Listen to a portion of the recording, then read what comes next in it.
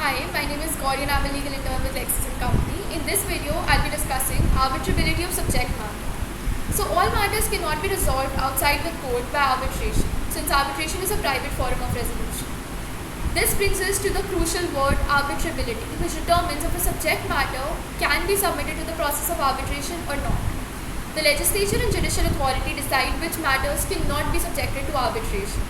The legislature has barred certain types of disputes from being subjected to arbitration by stating in Section 2, Subsection 3 of the Arbitration and Conciliation Act that if by any law in force some matters are barred from arbitration, then such law will override any provisions of Part 1 of this Act.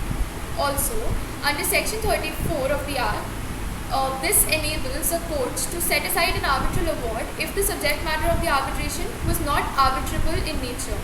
Basically, no list has been provided by the legislature which dictates which subject is arbitrable and which is not arbitrable. To make the principles of arbitrability of a subject matter comprehensible, the Honorable Supreme Court for the first time in Booz Allen and Hamilton Incorporation versus SBI Home Finance Limited laid down the three conditions that need to be met for a subject matter to become arbitrable. First being that the disputes between the parties must be capable of being settled and adjudicated by the private forum of arbitration.